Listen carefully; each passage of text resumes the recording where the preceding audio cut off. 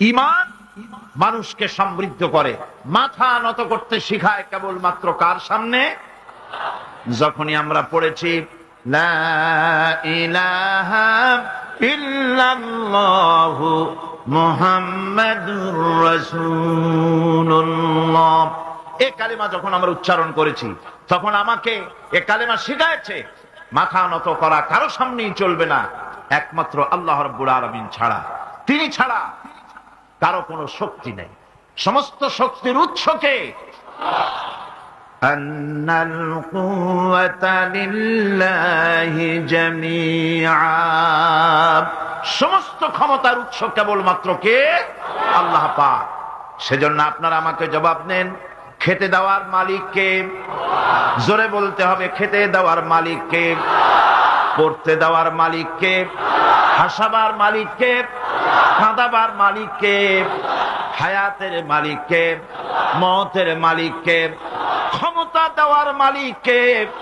ক্ষমতা সিনায় নেওয়ার মালিক কে?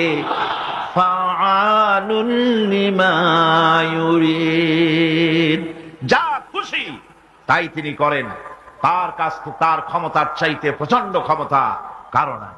তিনি যদি কাউকে উপকার করতে চান, ওয়াইয়ামসাসকাল্লাহু বিদুররিন ফালা কাশিফা লাহু ইল্লা হুয়া ওয়াইয়ুরিদকা বিখাইরিন ফালা রাদ্দা লিফাদলিহি। আল্লাহ পাক বলেন, আল্লাহ পাক যদি কাউকে উপকার করতে চান তাহলে তাকে কেউ ক্ষতি করতে পারে না।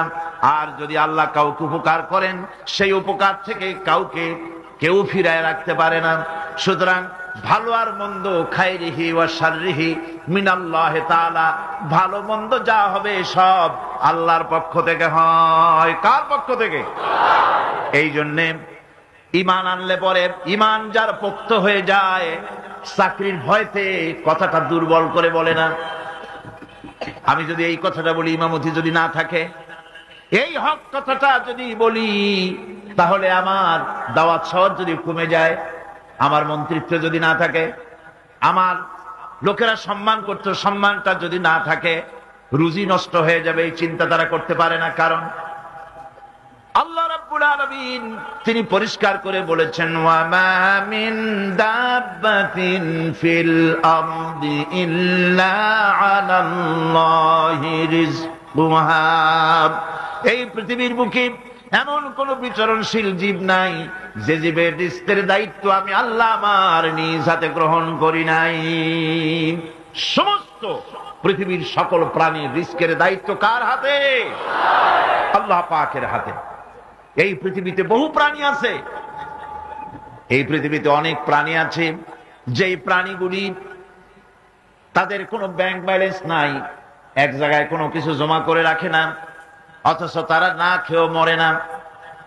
শকুন বলেন, শিয়াল বলেন, কুমির বলেন, কারো ব্যাংকে কোনো জমা নাই কোনো খাদ্য খাবার।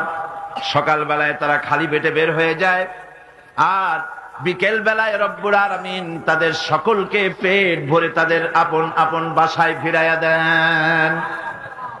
রিজকের মালিক আল্লাহ রব্বুল আলামিন।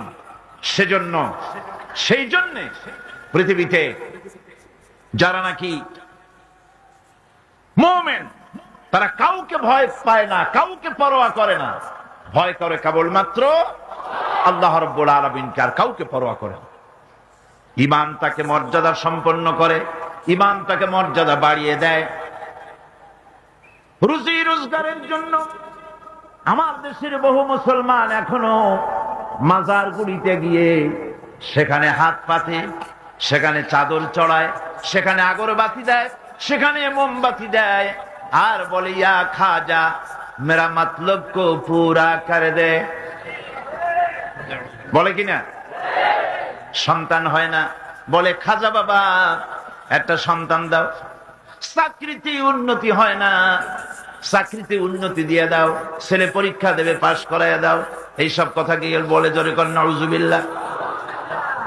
আমার বন্ধুগণ, মাজারে এ ধরনের মানত করা, তারা গরু ছাগল মানত করে, এগুলি গিয়ে সেখানে যায় সম্পূর্ণ হারাম। এগুলি কি?